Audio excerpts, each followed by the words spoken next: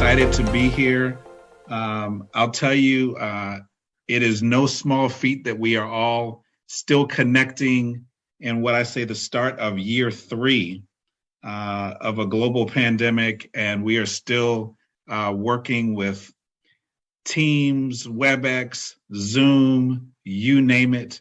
And so I am extremely thankful for our colleagues, at PGCC for inviting me. I am a product of the Prince George's County public school system. So I literally went to school next door at Largo High School and graduated from Eleanor Roosevelt, not too far down the street. So I am very familiar with that neighborhood. Absolutely, go Raiders.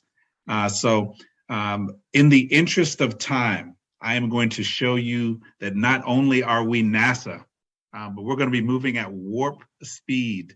But I'm also, because I owe you the time, if we need to go over a little bit, and that's okay with folks, I'm more than welcome the opportunity to address things with you folks longer. So I'm going to attempt to share my screen.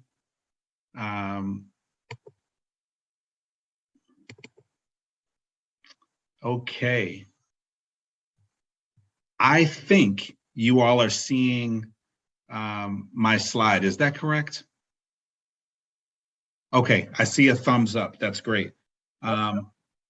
Unfortunately, does it look like it's just, I can't tell on the advancing though.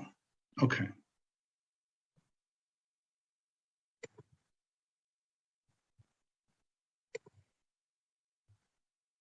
We are working it out.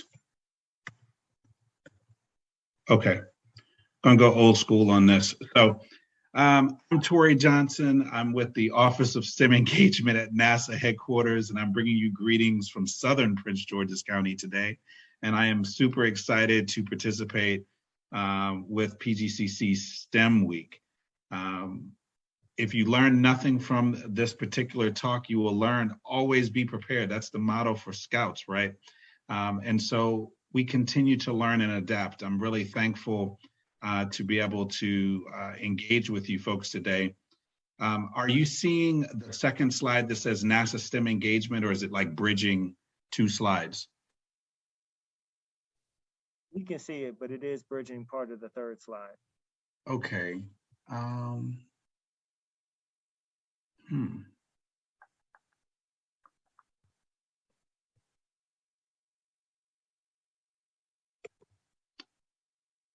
I think it's because it's in PDF. Sorry about that. So let's see if we can. Are you able to zoom in maybe 1 or 2 notches, and then it'll make it big enough to fit? There you go. All right.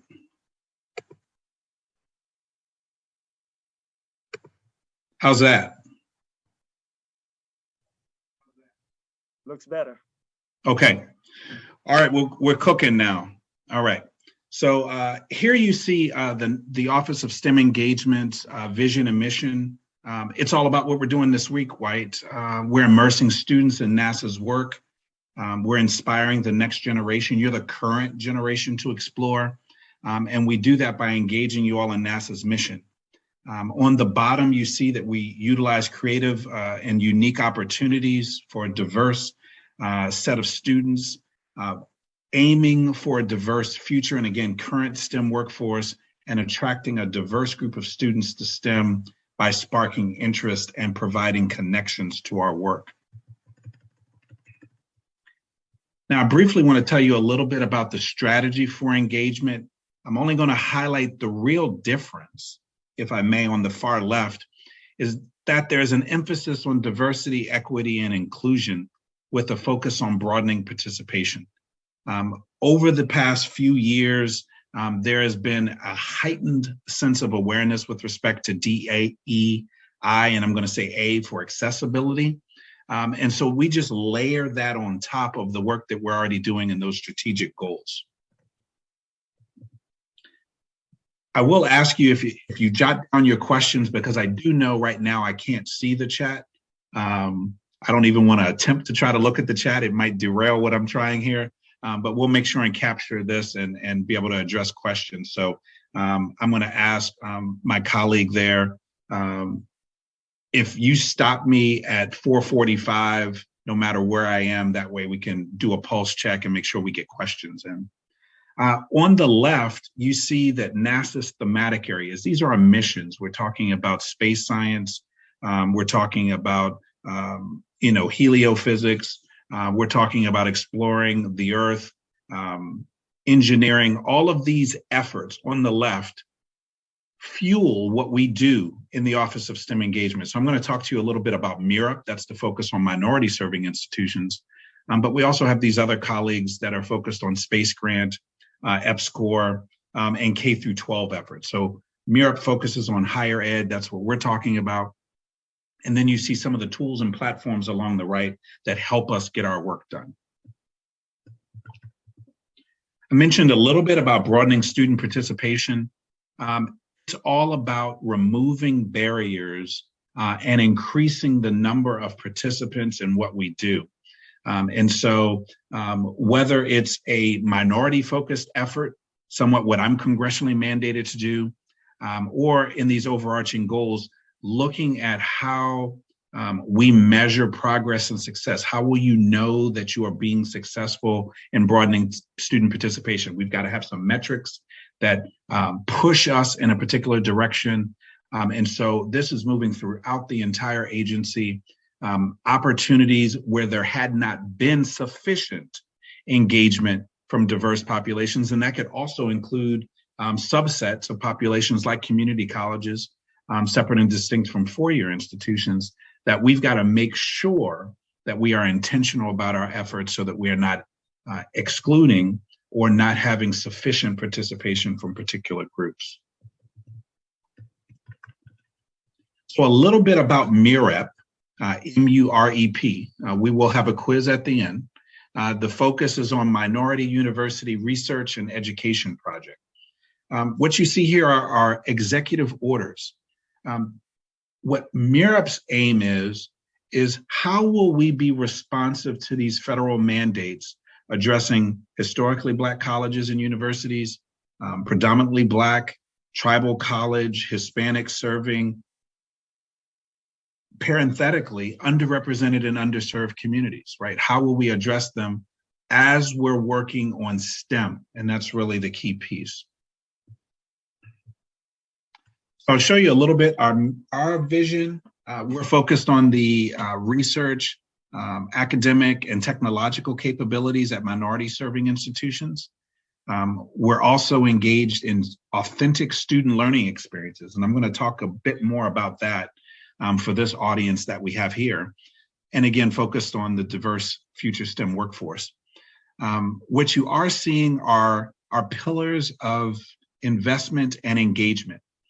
From left to right, we anchor the work that we do, and we're overall within the Office of STEM Engagement about $127 million budget. My program is about $40 million. We have research efforts, capacity building on the left. We provide curriculum development funding, as well as being a provider of resources. Some of it, coming out and doing talks or mentoring, conference engagement. But we also want to work with students. Ultimately, your student success is what we're focused on. And we do that by partnerships that focus on sustainability of institutions. So all of this is sort of what's in my bailiwick, if you will.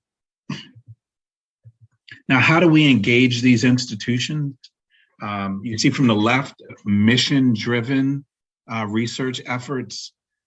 You see students in the lab. They are still coming back in the lab, even in this virtual space. We leverage technology and tools. Sometimes we're better than others at leveraging technology and tools. Curriculum development. We also have some indigenous efforts that we call MAINSY. So we work with tribal colleges, which are overwhelmingly two-year institutions. We also have some digital badging for faculty and educators. How can we teach these particular topics on science and space. And so we have resources there.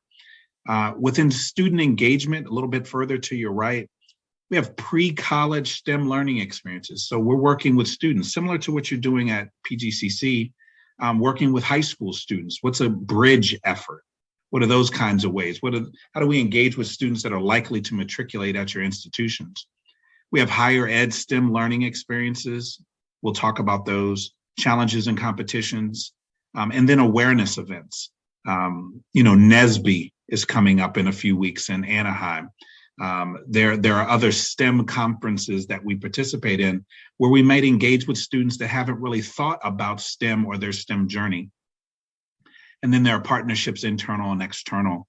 And you see on the right-hand side, those are some of the outcomes that we're looking to address. Again, broadening student participation, student success, enhanced capabilities at these institutions. And then again, trying to make sure that we're aligned with the mission directorates. If I am going too fast, please let me know. I want to show this because the way that we engage with students is really important. And so we developed this student engagement continuum because we recognize that for every student, you have your own journey in STEM. And so what's really important to us is as we increase the level of engagement, we also are looking for ways to foster a STEM identity with students. That can look like mentoring, that looks like what we call validating experiences. So from the left, again, we talk about awareness. We have a number of student chapters that we're working with now as ways to promote collaboration. Again, I mentioned NSBE or ACES or the Society for Women Engineers, a number of those entities, affinity groups that we're able to partner with as students move from the left to the right. They're making commitments to degrees, STEM degrees. They're being more persistent. So that could look like research experiences. It'll look like internships. Ultimately, could look like fellowships if you move on to your post undergraduate work. And then lastly, STEM degree attainment. What does that look like for students as they're progressing through these, if you will, gates? And so we have a number of activities, challenges, competitions that sort of help foster that STEM identity. I'm going to move into some of these student opportunities. I can't tell how many folks we have on, and I see a number of participants, but I'm hopeful that as I walk through some of these opportunities, you'll see some of these things. There'll be information about links, and I'll make sure that you folks have the slides so that you're able to go out and visit these opportunities. So we'll talk a bit first about internships. There are pathways opportunities as well as internships within our Office of STEM Engagement. So this one slide, I'm hopeful you'll be able to see the difference really quickly. We'll go into more detail. Pathways are for civil servants. That's an employment path. Internships, like you're familiar with, maybe summer, you're not an employee, right? There are benefits if you're a civil servant. There are different websites here. Some of them are for STEM and non-STEM majors. We might have some non-STEM majors. There are what we would call other majors, and I'm going to talk about that. Some folks say, well, I'm not a researcher, Tori, or, I haven't built any hardware that's going to go into space.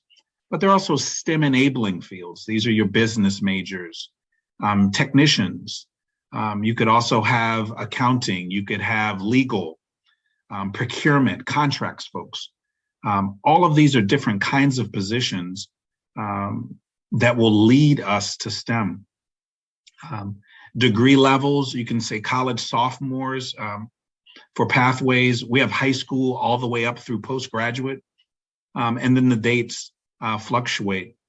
I'll pause here for a minute and just tell you You may be thinking, well, hey, before I even get into this story, I haven't had enough of a background. I'm at a 2-year institution. I'm not really sure. I'll be transparent with you. I wasn't thinking about STEM either, right? I was a business major. Although I went to Eleanor Roosevelt, I was not part, of their STEM effort.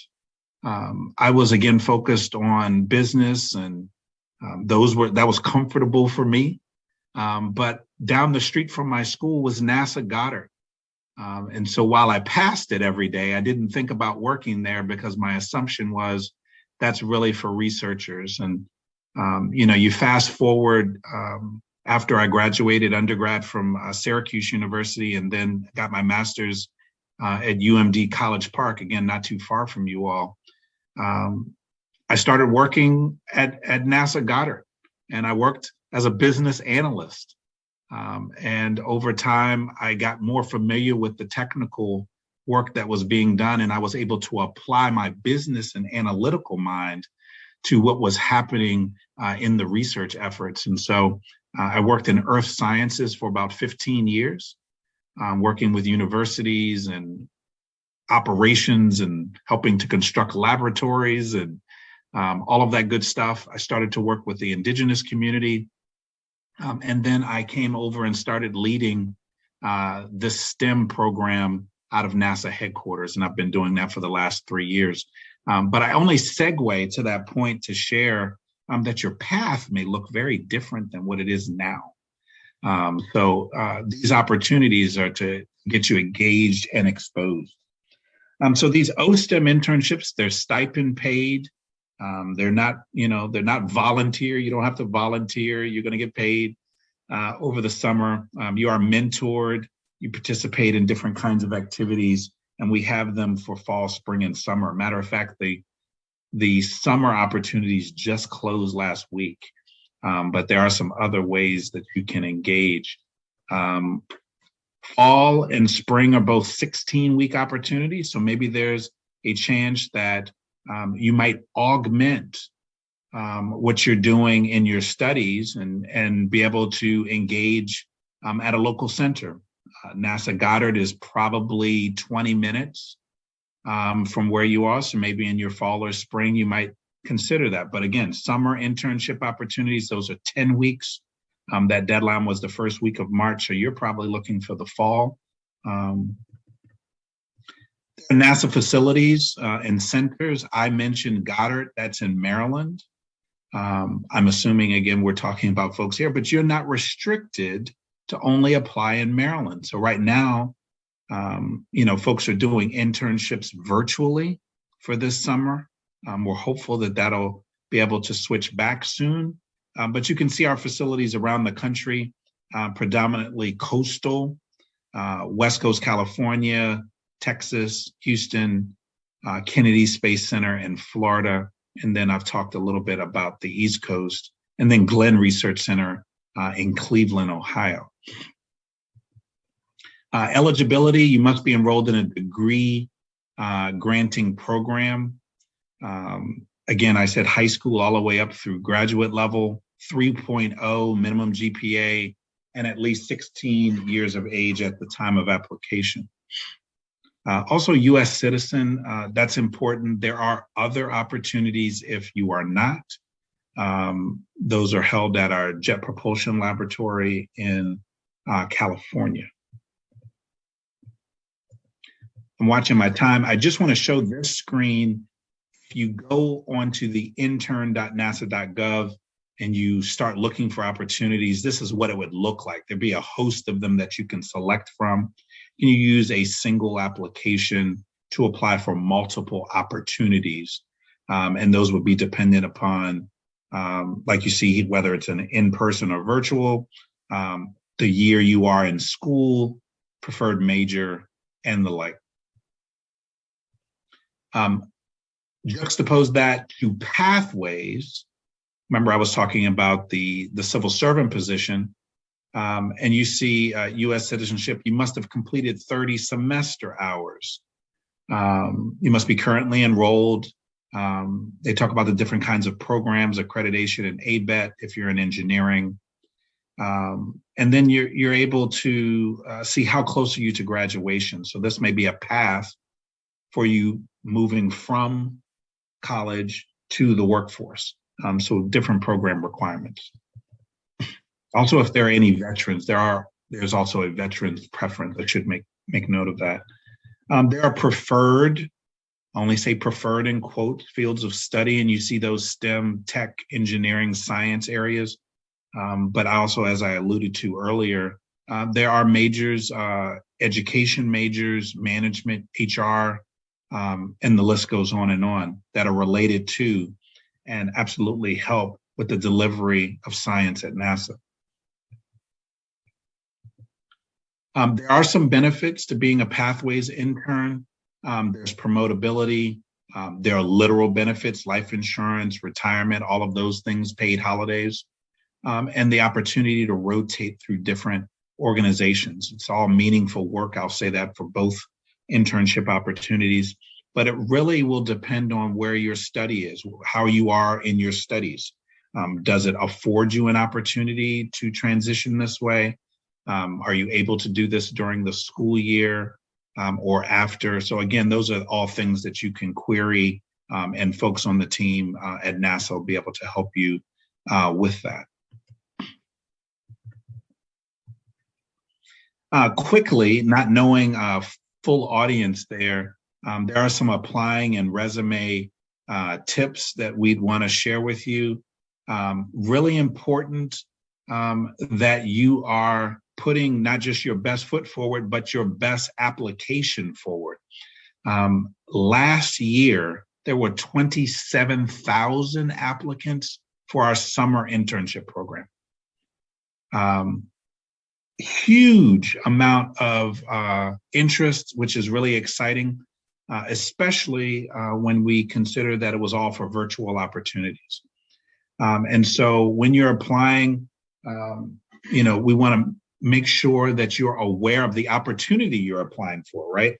I shared that the summer internships are 10 weeks.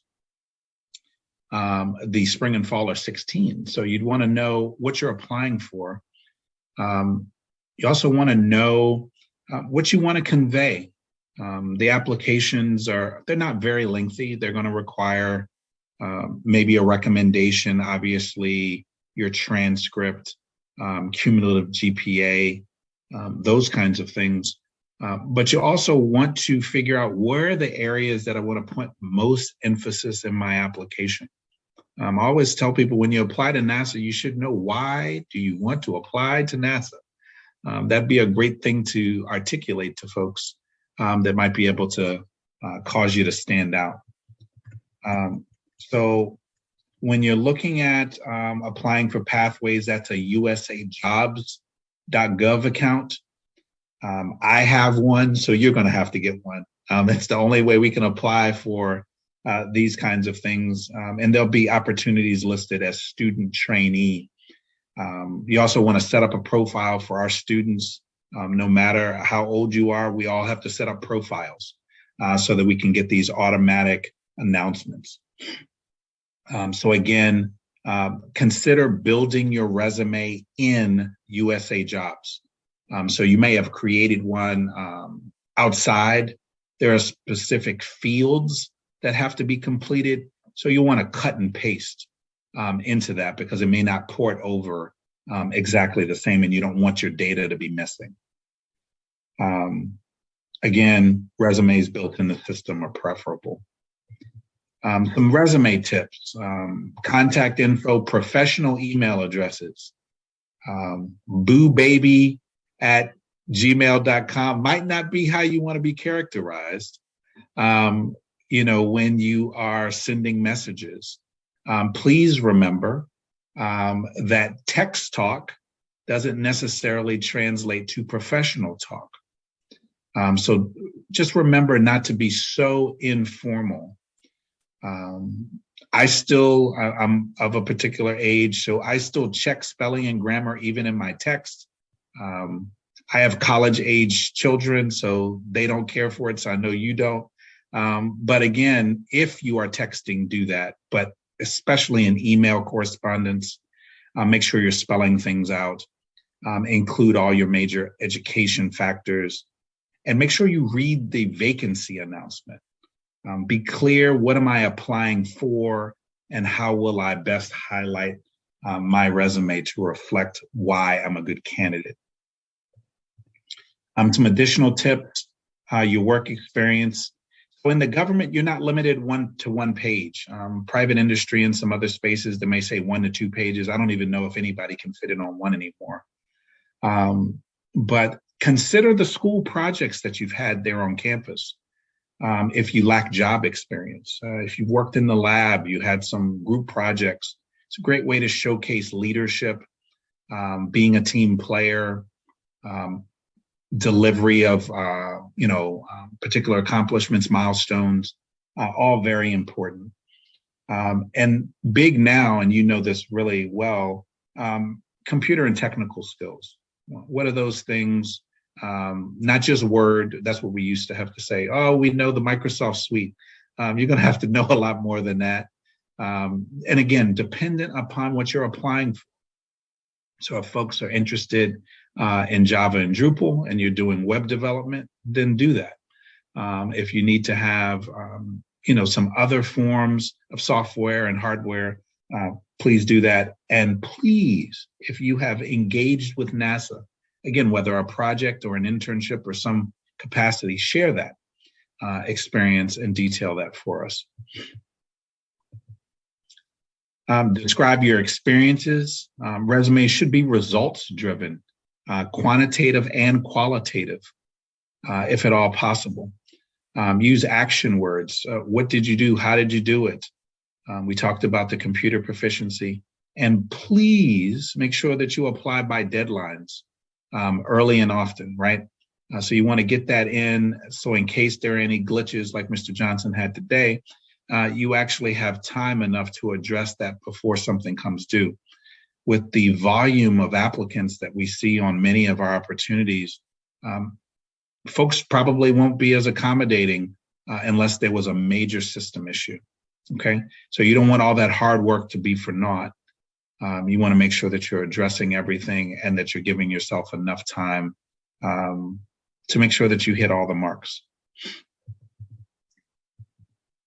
I will tell you, if you are looking out on USA Jobs today, there is an opportunity at Kennedy Space Center, that's KSC. That's an internship start date in late August, mid-August. And if you have questions, you can actually go out to that KSC-pathways at nasa.gov. And so again, take a look at the usajobs.gov. You're going to look for pathways opportunities. You may see more than KSC, but we know at least this one is going to be posted rather soon. So we wanted to make sure we highlighted that for you. I have a few more slides. There are so many ways to connect with NASA.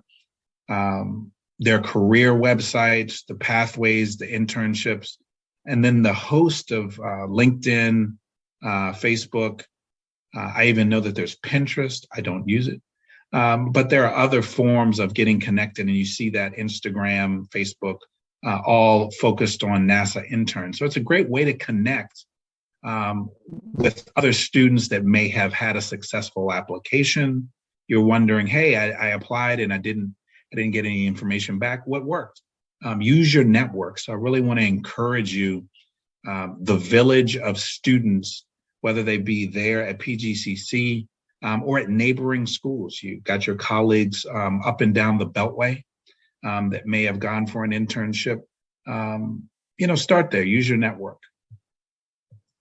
I want to talk briefly in the remaining time about some of our student opportunities that are focused on competitions and challenges. So these can start out as individual events that you can participate in, getting your STEM identity, right? But you're able to focus on moving from just a student involvement to team involvement. So the first one is called MIDIC. Again, more acronyms. That's what we do. it's focused on tech transfer. NASA creates a large amount of intellectual property, as you could imagine. And so what we've done is engage students, some are STEM, some are not, on how could you use a particular technology and spin it off. So what you're seeing here is a student who's doing his pitch. Hi, sorry for interrupting. You said to remind you Yes, at thank you. 4:45, but I saw you have only 2 or 3 slides left. So We're it's doing okay. Thank you yeah, so much. we are happy. We are happy to have you still, but I just wanted to remind you. Oh, thank you so much. Yeah, so this spin-off challenge allows student teams from multidisciplinary areas to sort of come together and think about how could we take this technology and do something different with it.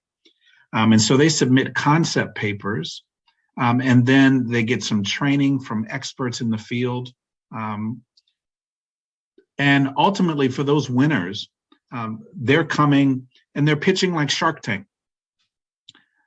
We have folks from Microsoft, from a number of other entities in the tech sector, and they present. And then the winners of that competition pre-pandemic were actually flown to California, where they could actually meet with the folks from Silicon Valley, and they did some tours of some of the facilities. And Microsoft is a key partner of ours, and so we have a great experience. Virtually, it's still been good. We've been doing some virtual engagement, but I'm really excited when we'll have the opportunity to come back face to face. These concept papers are due by March the 14th. So if you Google or search MITIC, M-I-T-T-I-C, you'll be able to find links on how to get engaged with that. But we'd love to see some of your students participate there as well. Another key one, and there's the nasa.gov/STEM Europe projects MITIC. Another one that's solely focused on community college students. All of the other things that I've shared with you, they're open to community college students. They're open to four-year institution students. This one is only open to community college students, and it's called INCOS. It's Community College Aerospace Scholars.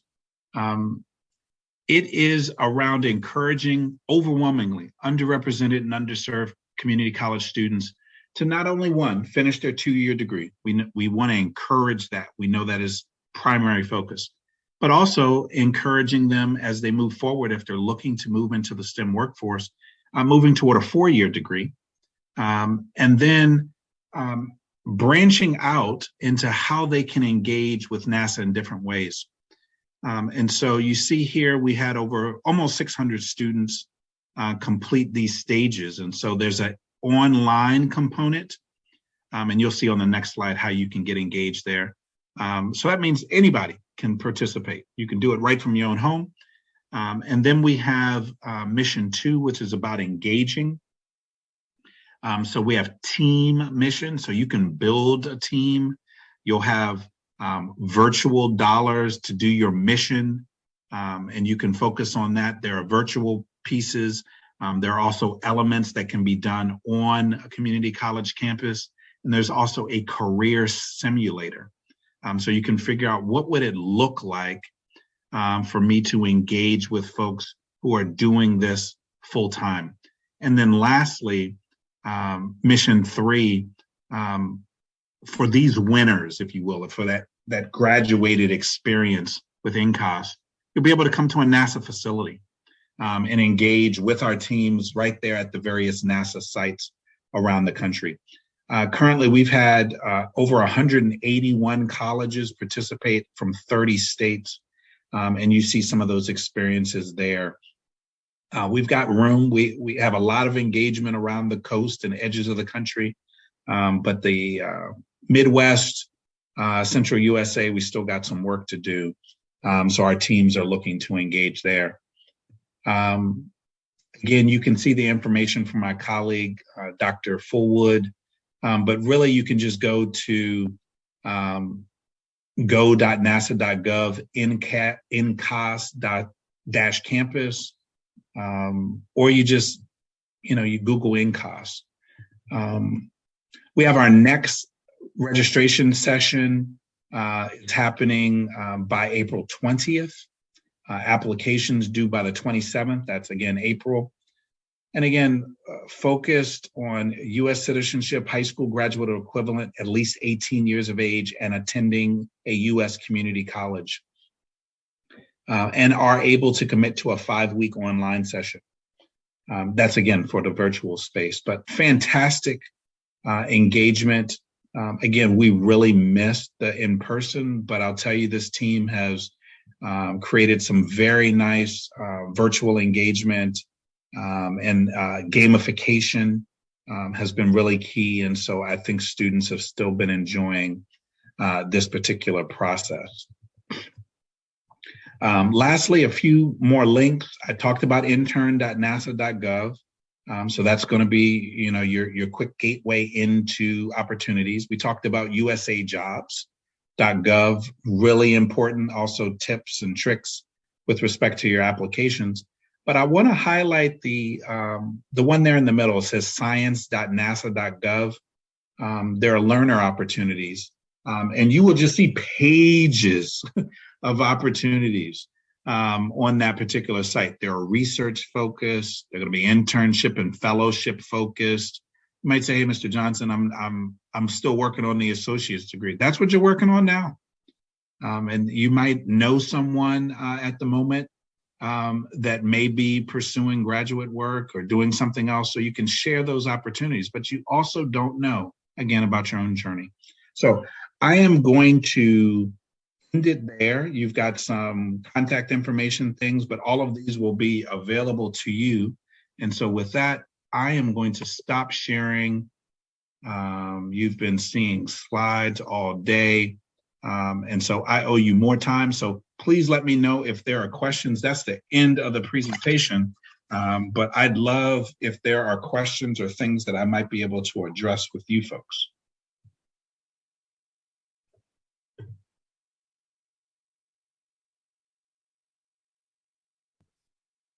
Ilham, do you want to address the questions while students are thinking? Can I ask a question myself while students Absolutely. are thinking? So Most prerogative. So about the Kennedy Space Center Pathways opportunity, for which the deadline is April 11th. I don't know if community college students are eligible for it, or does it have to be from a degree granting institution because it's a pathways opportunity? Would you please elaborate? Sure. Now I have to tell you, from what I understand, you could have some students that have finished their particular degree, right? So those are folks that have finished their undergraduate. That would be career opportunity.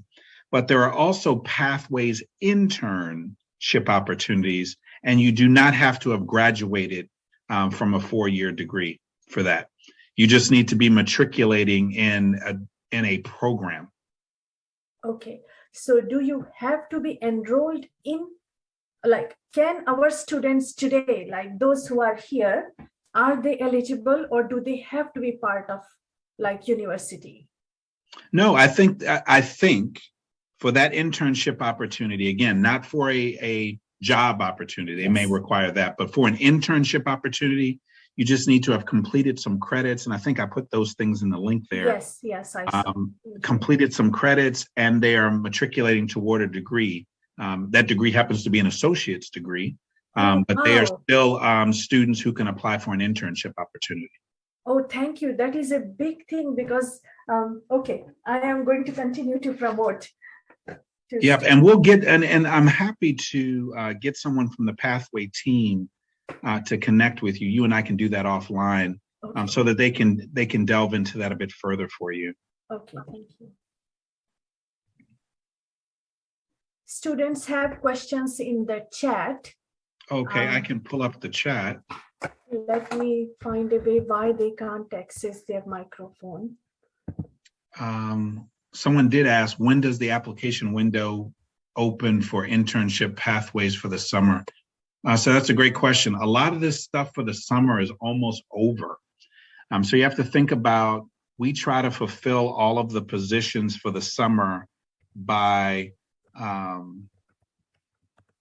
April at the latest, so that folks who would normally be coming to a NASA facility in late May have time enough to finish their school semester and then start making travel plans or what have you.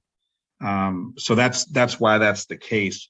But I did in that slide mention for the fall session, applications are due in July.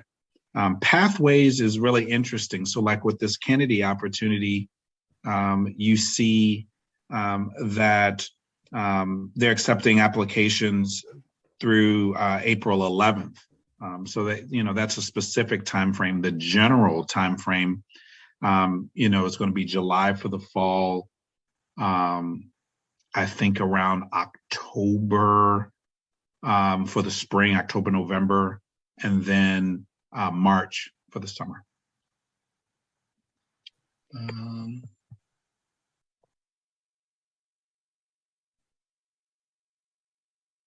I see other questions, but okay. How long does it take to get a response back after applying for an internship? So what's interesting, and I'm going to show my naivete, I'm not sure that you're all going to get a reply back.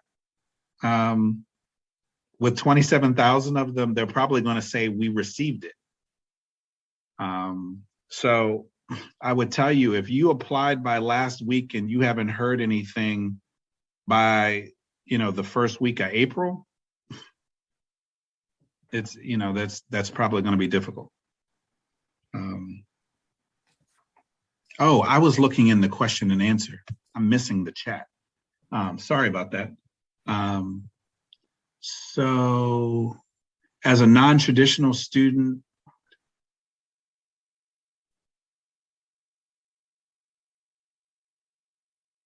yeah, so non-traditional students, I'll give you a quick story on that. I have seen grandmothers from tribal colleges who were interns with their grandchildren. So the low bar is that you just have to be a particular age. So you've got to be at least 16. But to be an intern, it doesn't say that you can't be 70 or 40 or what have you. You just have to be matriculating at a higher ed institution that's accredited. So I tell everyone, apply. You will never know if you never apply. So does that limit your internship opportunities? Not necessarily. I will say again, with broadening participation, we have had more applicants who could participate with NASA because it was virtual. They didn't have to leave their physical or geographic home, but they could still do all the work, still do all the engagement. So that's been tremendous. So again, I tell you and encourage this particular, that's Lynn, don't limit yourself. We're not going to limit you. Now, if you limit yourself and I never see your application, then that pretty much stated it. But yes, there is a veterans preference. That's also for hiring as well, more so for hiring. But if you are a veteran, you should absolutely call that piece out so that, folks are aware. May I make a comment, please? Please.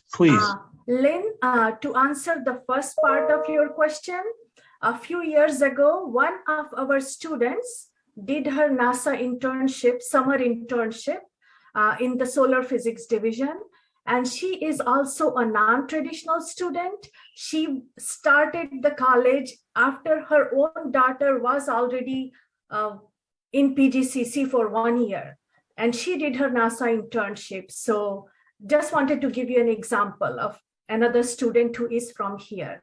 Absolutely. Great point. And that's a ready-made example. I'm also seeing a question. I'm going to say Jean's name wrong. Z Jean is what I'm seeing. How are you able to integrate your field of business into NASA Goddard, and what were your first experience or tasks? I started as a business analyst. I love numbers. I pore over numbers and databases and spreadsheets. And so I started with what was familiar to me and what was necessary at NASA. And as I moved through those areas, which were in support of science and research, I started to look at the other areas operationally. How did the labs work? How did we procure equipment? How do contracts work in the government? All of those things that interest me a great deal. And also, I enjoy relationship building. And so with that, I was able to parlay those experiences and then apply for, associate director. And then I was a deputy director in earth sciences. And so the other thing that I'll tell you, I don't claim to know all of the stuff, right? So there are other people that are smarter than me in other areas, and I lean on them. In like manner, there are folks that lean on me when we're trying to do organizational, development, or we're trying to, pull together strategic options, and how do we negotiate with folks on different things. And so that's how my mind works. And so collaborating and partnering are great experiences for me. And so I continue to learn in that space. And now I've leveraged that in the STEM arena. I've not been a teacher before or an educator, but I've tutored and worked with families and students for probably 20 years. So now you find ways to parlay your experiences. I'm going to keep going and see if I see some other questions here. Are career opportunities for statistics or applied mathematics graduate degrees? Yes. Now I need to put this caveat in. If you don't see a government position, meaning one that's on USA Jobs, that's a federal civil servant position, the majority of people that work for NASA are considered contractors. They're non-civil servants. So they work for another company or companies in conjunction with a given agency, right? That's not just NASA, that's across the federal space. So are there folks that are doing modeling, statistical modeling, doing applied mathematics? Yes. Do I have all of those opportunities at my disposal? No. So I would tell you, query that. An internship is one way to start looking for that.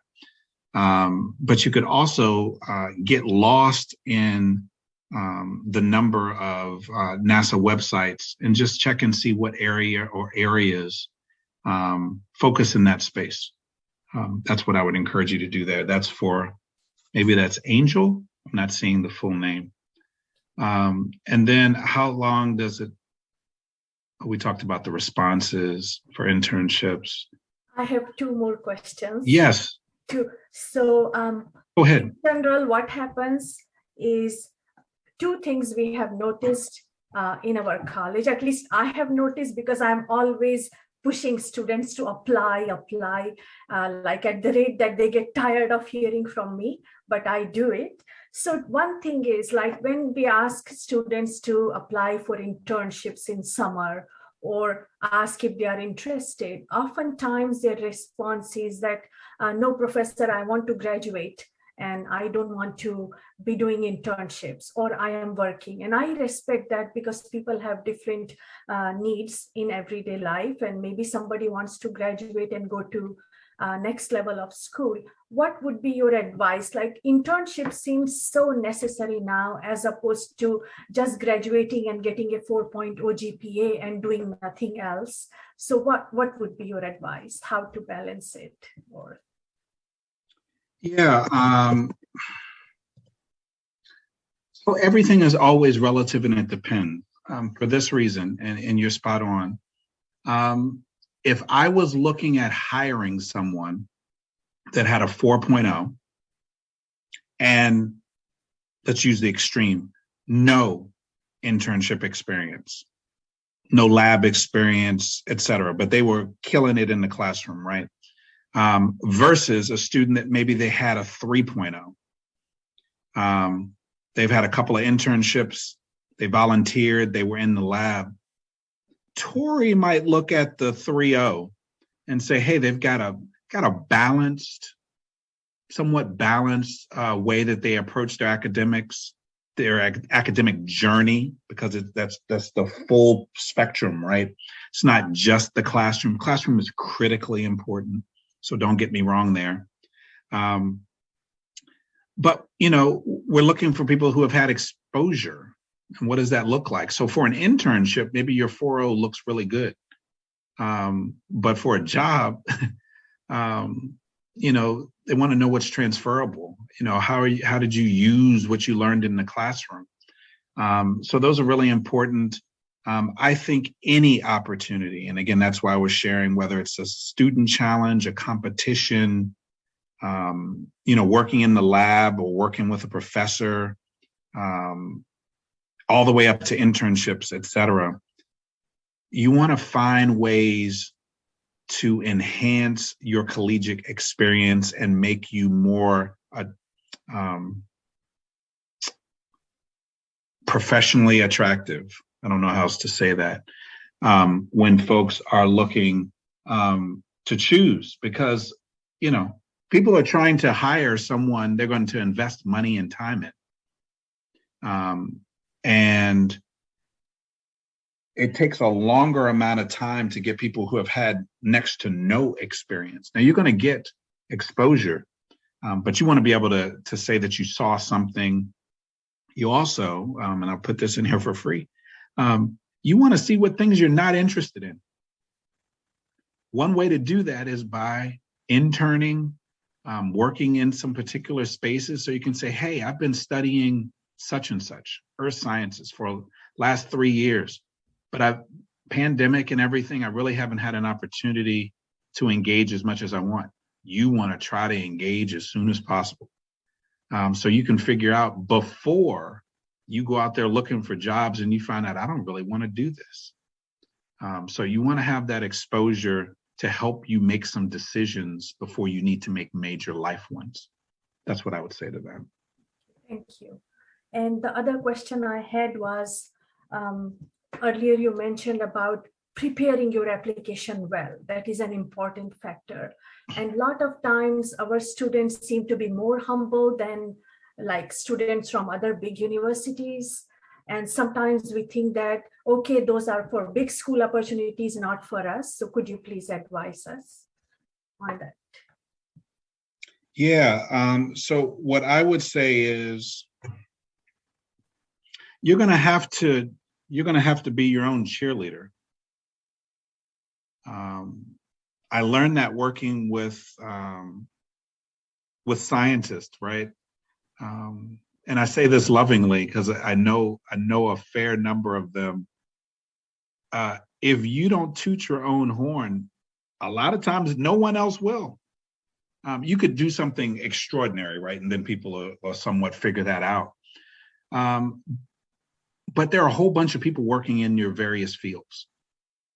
And if you don't noise responsibly, I want to say that, responsibly noise what you are doing, how will I know what it is that you're doing?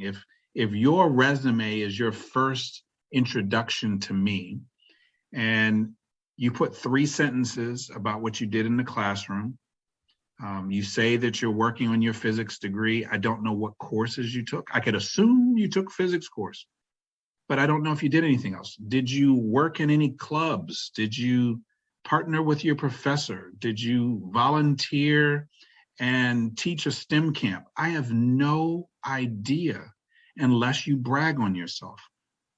Now, again, working in other communities, diverse communities, I know that can run afoul of what you may have experienced at home. One leadership development course I took, we read a book called The Loudest Duck. And it talked about, in some cultures, the loudest duck or the squeaky wheel analogy, that gets the most attention, right?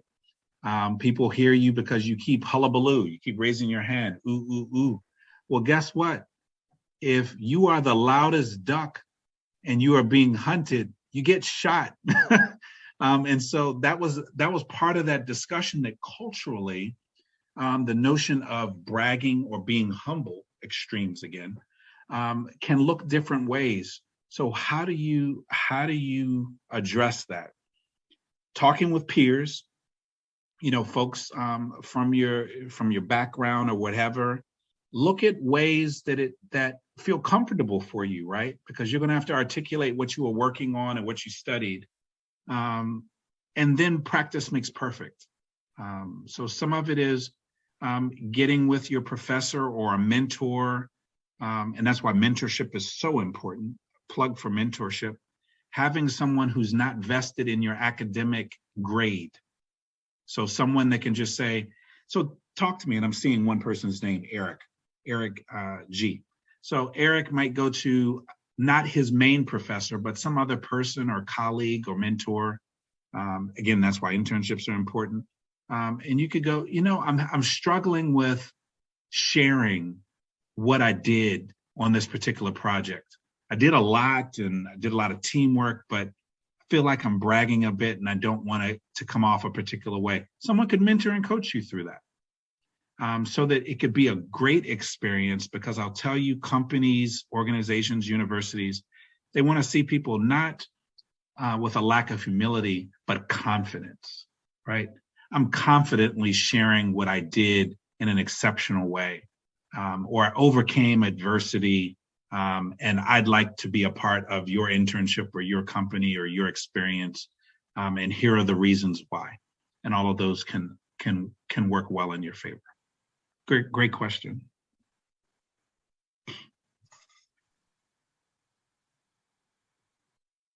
I'm looking to see here if there's anything else. I think someone put in an opportunity about non-US citizens.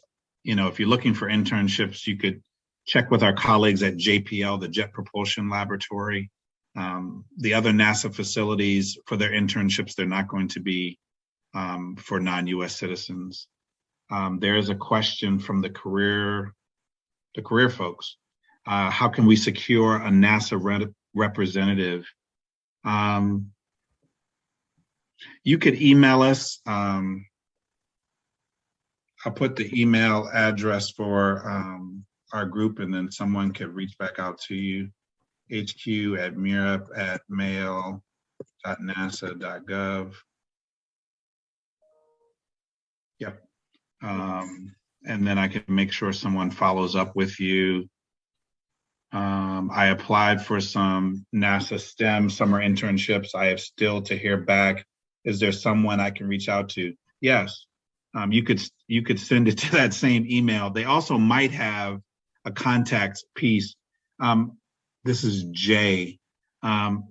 Jay, if you apply to one center, you could put that in the chat, which center you applied to, and then we could, mention that. But I would tell you to use that email address, hq-mirup@mail.nasa.gov, and just indicate what NASA center you applied to, and which opportunity, and then someone can follow up with you. But that's a great question that Jay raises. If you applied for something and you're looking to talk to someone, so that's very different. Some people could say, 27,000 applications, I didn't hear from you, I assume I didn't get it. But Jay is pressing the matter, right? So Jay wants to know, who should I talk to? You should contact the Office of STEM Engagement at the respective center that you applied to. Then that way they could get in touch with the internship coordinator, and they can sort of track down whether or not you were selected or not. But at least you'd have some finality and you'd know who to talk to. So that's a great question. And students, one thing is that the fact that NASA has programs like MUREP and MIRO, all these, these things tell us that they have opportunities for us, community college people. And we have people like Mr. Johnson come and talk to us. So I am so glad, students, you are here, and make the best use of these opportunities and ask as many questions as you can. Okay.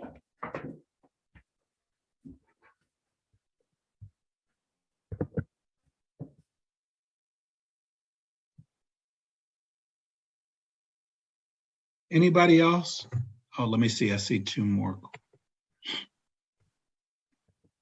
Can you provide your contact information? Yep. So the best way to get me is using that HQ mirror so that my team can actually get those. Then they'll share them with me, right? I'm going to be very truthful and honest with you. I get probably 200, no lie, 200 plus emails a day. And so I don't want to lose yours.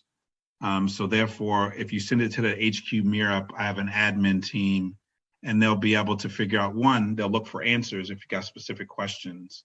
But then if you want to engage, you can let me know. Jay Desai, Desai, contact Denise Davis. But send me that email and we'll get you connected with her. Is there an opportunity for a NASA intern to transition into full-time employment? More so on the pathway side. Because again, pathways is intended, just as it says, it's supposed to be a pathway to the government to work. Internships, there is not an intention that happens. It can happen, but that is not the intention. Okay? Pathways intention is for there to be an opportunity, and that moves you to hiring.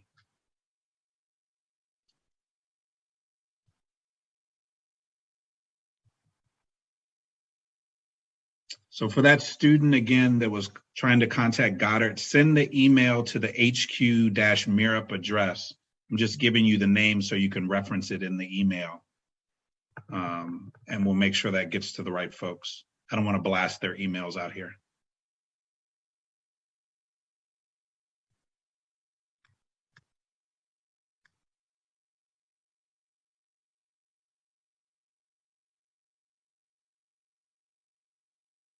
Yeah, just email and say you need help, Jay, and then we'll take it from there. What types of accommodations?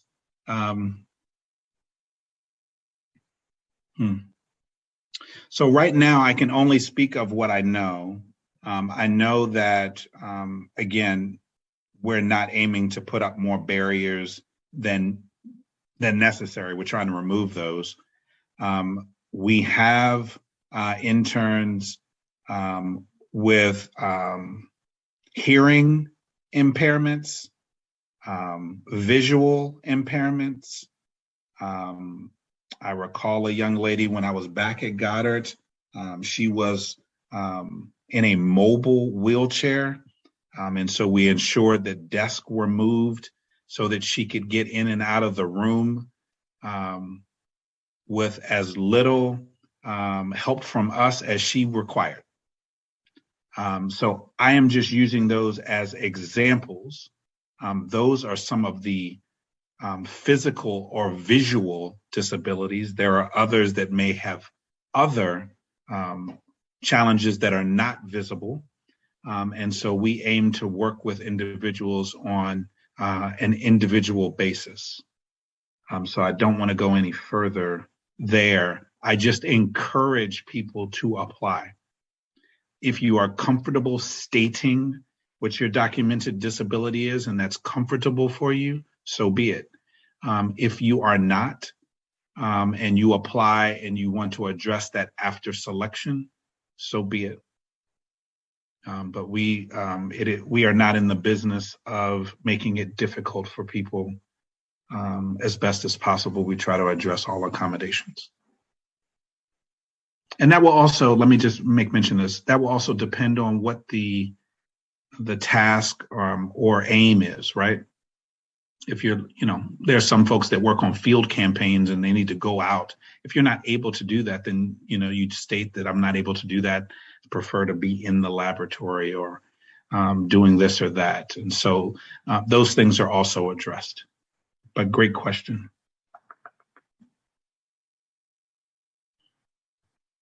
So I'm at 5:23. I can take maybe one or two more questions. Let me see in the Q&A area over here. Oh yeah, I think I've addressed all those that were over there. I really appreciate all of you folks staying while we were getting the technical glitches all addressed. I hope the information was helpful to you. I just, you're doing a great thing in that this is STEM week. So part of it is just showing up. I don't know if it's 80% of the job or 90% of the job. Sometimes you have to just show up. When you show up, you hear things. When you hear things, you have the opportunity to do something with it. Do nothing is a choice. You can sit on it. That's a choice.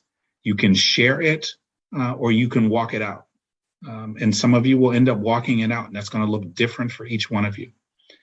So I will tell you, don't get locked down into a single path, meaning I can only do it this way. That's only for the folks down the road, or that's only for folks that have a 4-year degree right now, or it's only for folks who graduated in a more traditional fashion and went to school this way and that way. Times are changing, right? And so we want to keep moving and focusing on areas where we can engage students, and community colleges have a wealth of value across the spectrum in education. And so we're excited to create opportunities for community college students and for those community colleges. We know that PGCC has been an awardee for several of our curriculum development opportunities and some other places and spaces. And so I encourage faculty to continue to stay connected with opportunities. Sometimes that begets things available for your students as well. So I'll stop talking and see if there's anything else. Thank you so much. Thank you. And I think, unfortunately, some students were not able to join. I am just analyzing based on the fact that some of us had difficulty participating. It's okay. But we will make this recording available to our community, our college. Absolutely. Absolutely. And we'll be happy. I know that there were some questions about re-engaging. There are other colleagues of ours that can definitely look at participating. And, I'm not too far down the road, literally right down the Beltway. So if the occasion presents itself, if you want, I'd love to come visit at some point, whether, it's in the spring semester or in the fall, but please feel free to reach out. Thank you. And students, thank you for showing up. This is all for you. You did a good job by coming here and asking questions. Absolutely. Well, thank you folks so much. I really appreciate you. In this virtual space, I now have to let the dog out. She is nipping. She knows that I was supposed to be done 20 minutes ago, but that's my fault. Thank you for your patience and your attendance and your attention. Really appreciate the questions. Again, please feel free to send that email to hq-mirap@mail.nasa.gov. I promise you, someone will respond to you really quickly. And then that way we can address your questions in more detail.